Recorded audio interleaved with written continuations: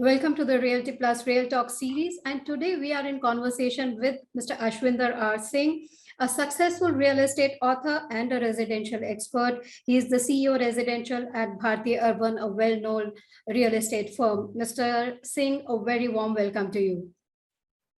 Thank you very much, Sapna, for inviting me for this show. I am a big fan of the show and I'm a big fan of yours as well, which you know.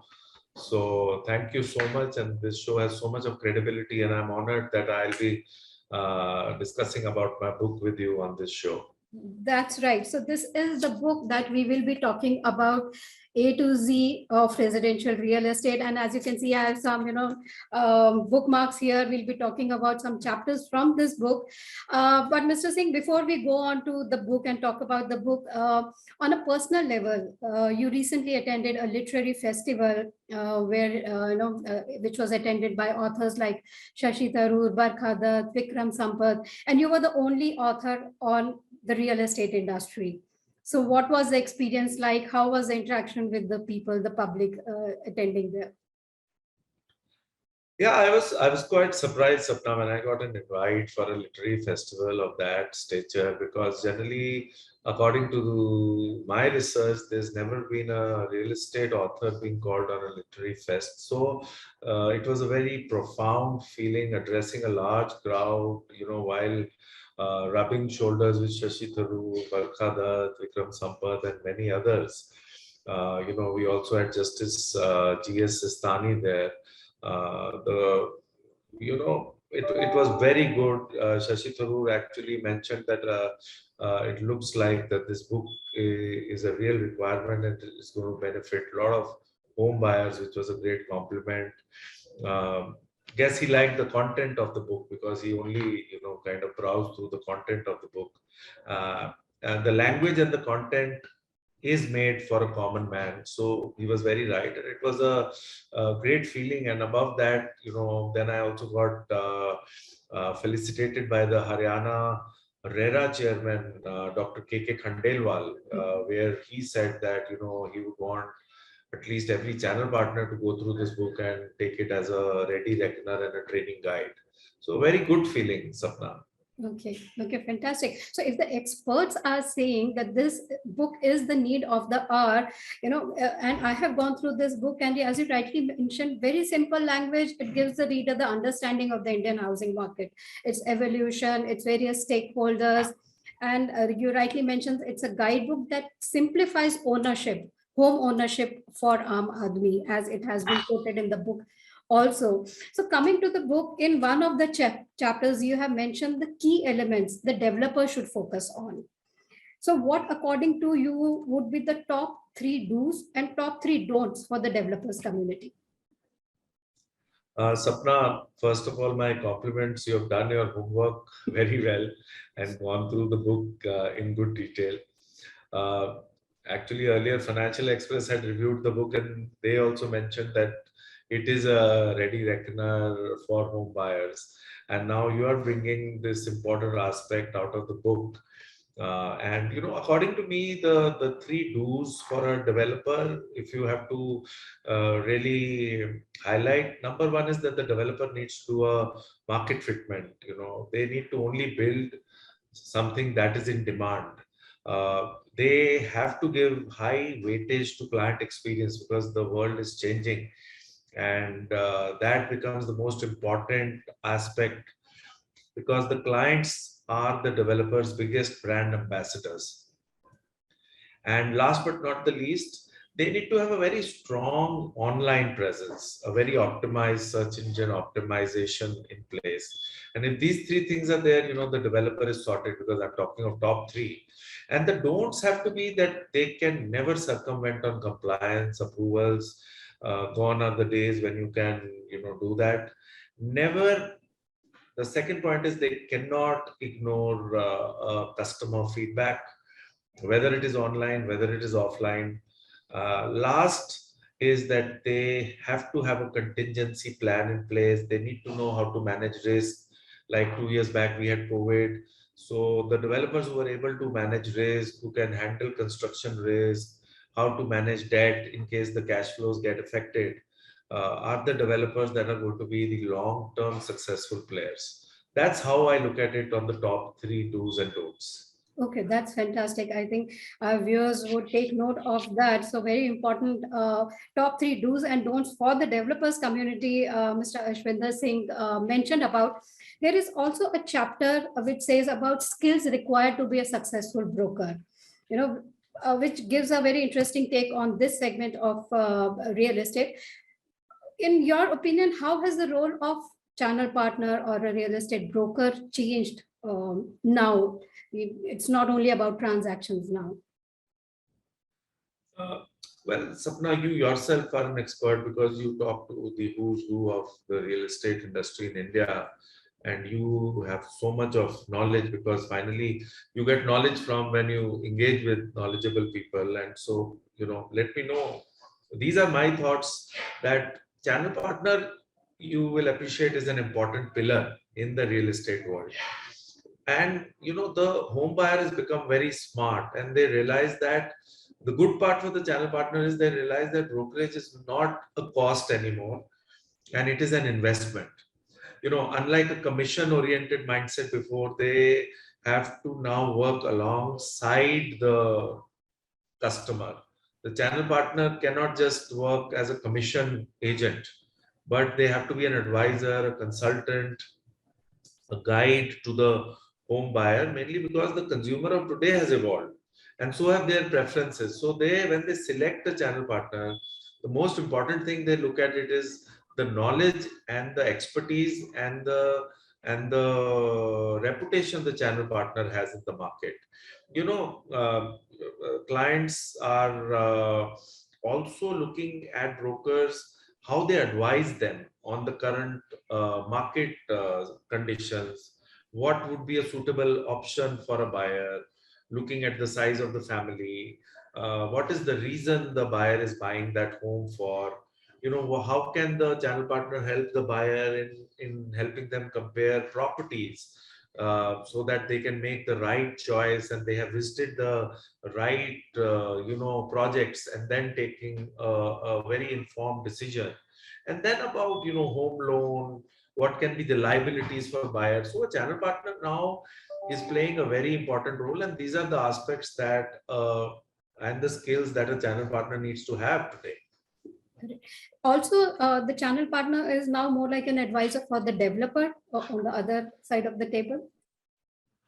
Oh, well, you're so right. Because see, the channel partner is selling for not just one developer. The channel partner is selling for multiple developers. So he can be They a have the great ground advisor. knowledge. Yeah. He can be a great advisor because there are a lot of success transfers that can be explained. So if somebody comes to Bhartiya City and says, it's a great integrated township because, you have a hotel, you have a mall, you have a school, you have a lot of open spaces, you have commercial spaces. And if he goes and says that look, people need open spaces and people need a integrated township like this, so people can learn from them and vice versa. Maybe he is selling a particular home where people like the design of that home and they can go and tell the other developer that look, people are looking at an extra room or they're looking at a particular design. So yes, that's a very important point that you have raised. Right, Sapna. right. So fantastic. So even the channel partners, very important segment, as Mr. Singh said, in the entire chain of home buying. For home buyers now, home buyers buy homes for two reasons. One is for self-use and one is for investments. In the book, you have touched upon this aspect. What, according to you, is your suggestion should be the approach of a buyer if he's buying for self-use or if he's buying for investment? See, if I have to simplify and give you a very simple answer, when a home buyer is buying for himself or herself, it is a function of emotional as well as a financial decision. But investor, the focus is only on the financial transaction. So investment is a transaction, but home that you're buying for yourself, end use, becomes a very emotional decision also. And yes, finances are involved. If you look at home buyer, they have to assess what are the current social infrastructure in and around the property, because that matters a lot for self use. For investment purpose, you flip it over and you say the upcoming social infrastructure, how is it going to be? Because you are trying to buy at a low cost and you are trying to sell it at a higher cost. So from that perspective, this becomes a very major thing, and many people, forget that, and they are not able to advise home buyers that, social infrastructure in and around you is very important. Another point is that for self-use, it is important that how many number of rooms you have, how big your family is, will your family get adjusted in that particular home, you know will you have a extra room that can be utilized for work from home, etc., etc. But for investment purpose, I think the most important thing is the micro market, how the upcoming micro market is going to be, and what is the price of that product, and will it give me a rate of return over a period of time or not. So you don't get into whether it is 2 rooms, 3 rooms, 4 rooms. You only look at your budget and what is the opportunity that is there for increase in the investment. Last is for self-use, the home buyers who are living on rent, they have to keep in mind that you know uh, you will have to pay an EMI uh, and rent together, because if you're buying an under construction property and you might be moving into that property after say a year, so a home buyer needs to understand that very perspective. For that matter, an investor also needs to keep this mind, because I think this point is holds true for both the end user as well as for the investor, because they need to understand that if they are living on rent, they will continue to pay rent and they will also have to pay an EMI. So their own financial discipline needs to be kept in mind. That's right. So financial study of your own finances before getting into investment in property or buying for self-use is something very important. And as Mr. Singh said, that the infrastructure around at the present date for self-use is very important, because you are going to live there. But for investor, they should be looking at a property which is right now not so expensive because of the infrastructure, which is yet to come at the future date. So that they can get a better appreciation for the property. So these are, I think, the main factors in the approach when you are buying for these two different purposes. Also, you have mentioned in the book about the role of banks. So talking of banks, one very critical contribution that they can make for the developers, and one key support that they can give to the home buyers. Of course, reduced interest rates would be a welcome thing for both of them. But apart from that, Yeah, so Sapna, RBI has kept the repo rate constant throughout the pandemic, and we have to give it to them. They actually were bringing down the repo rate regularly, and then they kept it constant. It is only now that the repo rate has been increased by 80, 90 bips, which is much lesser than the way things have been in the West, either in US or Europe. So they have been doing their bit, and they, because of this, the banks and the HFCs, which are the housing finance companies, have been passing on the benefit to the home buyer, which has been a very big support to real estate, especially the residential sector. And that is why we have seen the last 2 years have been one of the best for the residential sector after a decade. And we have to give credit to RBI and the government for the steps that they have already taken. The way the banks and NBFCs have also streamlined their loan processes has been tremendous, because they had to become very flexible. Physical meetings were not happening. They had to take KYCs. They had to do the KYC and the due diligence online. So they also adapted beautifully well. The only thing that they can further work on is to make the entire digital experience more seamless, so that this convenience remains with the customer, because the customer started seeing a lot of convenience in this, that I don't have to go out, I don't have to go in the traffic, I can send all my documents, the documents can be verified digitally between the bank, customer, and the overall stakeholders. So if the process be improved to improve customer experience, because the biggest thing the banks, the clients have a problem is the customer experience, because they ask for one document, then they'll ask for another document, and then they will ask for another IT return. If that can be fixed, I think, both the government and the banks have already done a fabulous job, and that is why people could buy homes Because, without the financial support, nobody would have been able to take this decision. Right. So for home buyers, as you said, that processes can be a little more simplified, and probably digital initiatives need to be carried forward and continued even if there is no pandemic. For developers, do you think banks need to do something more in terms of, lending to them? See, what has happened is that, now the men and the boys have been differentiated. So, the good developers are clearly identified, and the banks are coming to developers, and there are a lot of innovative products that are coming, whether it is construction finance, whether it is lease rental discounting. What the banks can do is, if the turnarounds can be much faster, and they can come up with certain other products, like which can be bridge funding, which a developer needs at time, and some new products that can be offered to developers based on their credit rating and risk assessment. This can further entrench them better with the developer community, because now it is not just the banks that are willing to lend to the developer. You have private equity firms which are willing to lend to developers, and they are also lending it at very good rates, because they know that a good developer already is spoiled for choices. You have housing finance companies which are very aggressive on construction finance. So there is a lot of competition now for banks from private equity firms and housing finance companies.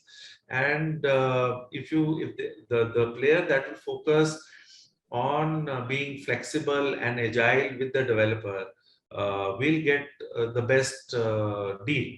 So that's how I see it in the coming times. Because our industry is evolving, it is moving from an unorganized to a semi-organized, and it is a matter of couple of years that real estate will get a industry status, to my mind, like we got the infrastructure status a few years back. And once that happens, the lending process for a developer will become far more easier, and the cost of borrowing will also go down for them. Yeah, most important, the cost of borrowing for developers will go down, as Mr. Singh said. Another important aspect of this book is that it was written during pandemic. So it was written, 2021. This book was written by Mr. Singh. It does talk about the impact of pandemic on all the stakeholders of real estate. So, Mr. Singh, in your experience, just for our viewers, what was one of the biggest impact of the pandemic on developers, and one of the biggest impact on the home buyers? On the developers, see, Sapna, maybe, the blessing in disguise is because it was written in pandemic, I was able to cover the aspect of pandemic, and then it was released after the pandemic, after 2020, because pandemic was at the peak in 2020. That's why maybe it is the number one bestseller on Amazon out of the 100 books that are on real estate, because it could cover a 360-degree perspective. See, the pandemic has made everybody of us innovate. Look at how Realty Plus has innovated itself. I'm a big fan of Realty Plus. The way you people have innovated in the last 2 years, and how a digital panel discussion or a digital keynote address is becoming so comfortable and far-reaching, and there are no physical boundaries, and the number of people you can cover is phenomenal. So developers have innovated themselves, and developers were laggards as far as technology adoption was concerned. So today the CRM function, like at Bhartiya City, I've made the entire pre-sales to post-sales completely paperless. It could only happen because of the pandemic.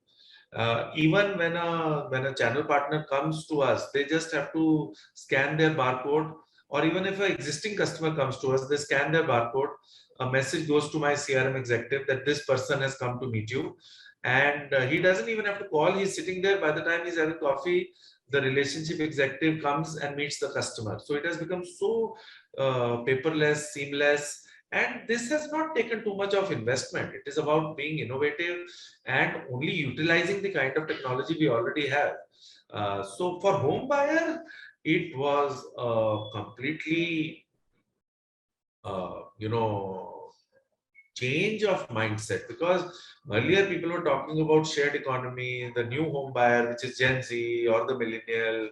Everybody was saying, you can take a Uber on rent, you can take a Airbnb on rent, you can take Zomato, Swiggy.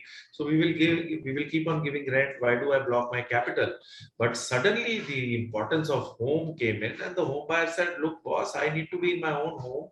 I need to have a home which is in line with what my requirements are. I'm a family of four, plus my mother stays with me. So I need one room for my mother. I need one room for my children, one room for me, and maybe, some place where I can do my work. I need open spaces. I need to go for a walk. If tomorrow there is another lockdown, I don't want to get catastrophed into one box. Earlier, Bombay was living in a box.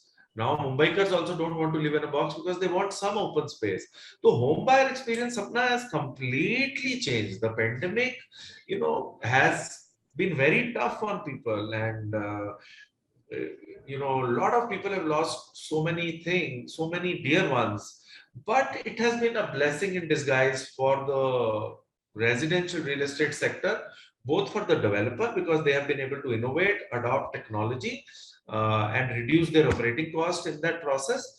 And for the home buyer, because the home buyer has understood that I need my own house, but the home buyer has become very smart also. So they are very clear the kind of house they need.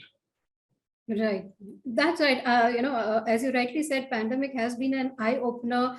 There were so many tragedies involved, but it also kind of awakened us to so many more possibilities. As you said, it completely changed the mindset.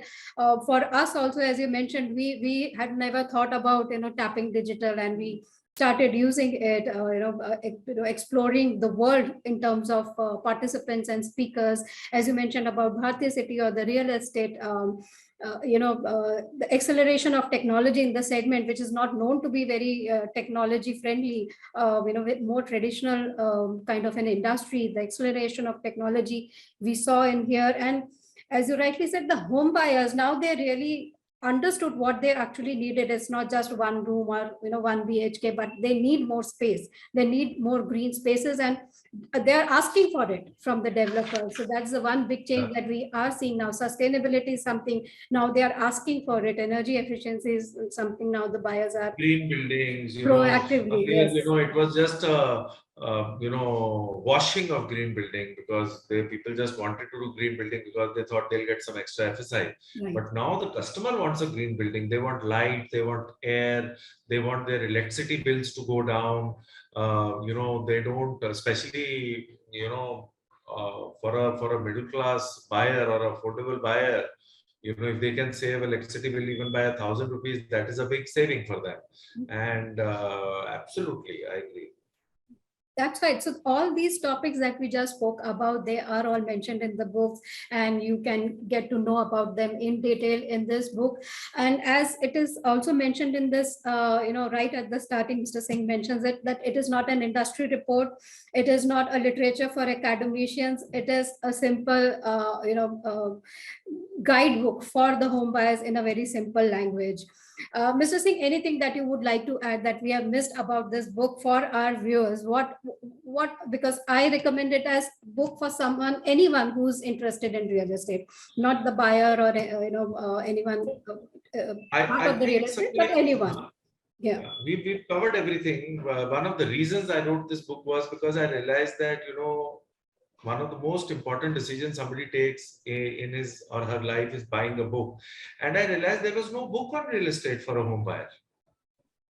It is so crazy because I went to Amazon, I went to the internet, and I figured out that India, there is no book written by a industry leader who has experience in selling homes. So I would have sold more than 2 lakh homes in my real estate career. And I felt that, tomorrow, if somebody wants to buy a home, they can't you want to, cook a new dish, you can have a book or you can go to the internet. You want to buy a new apparel, you can go to the internet. You will get suggestions. You want to buy a phone, there is so much information. And the most important discussion, which is buying a home, you don't have any ready reckoner and you have to go to somebody else and ask him whether I'm taking the right decision or not. So I feel this is a book which is written in a very simple language for anyone who's buying his home, especially the first time home buyer, who can just browse through it. It is not a PhD literature that, something that somebody will suddenly, become a real estate expert, but he will know that, these are the questions I need to ask, because finally it is about a person's intellect is known by the question they ask.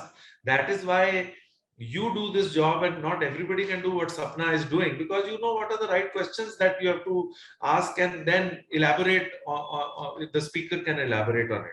So that was my thought, and I think somewhere that thought is being appreciated by the home buyer. We've sold more than, I think, if I'm okay, there are some 12,000 plus books in circulation today in a year, which I never thought will happen on the digital side, on many that I presented to industry leaders and people who bought it on Amazon. And that is why, because Amazon, you get a number one bestseller based on the sales. If you are number one in sales, you will be the number one bestseller. That's what the word. So I think, it's a guide that people are appreciating, because when they go and search, they feel that, yes, there is something that we can read, and it has been written by somebody who is also from the industry. It is not written by some consultant.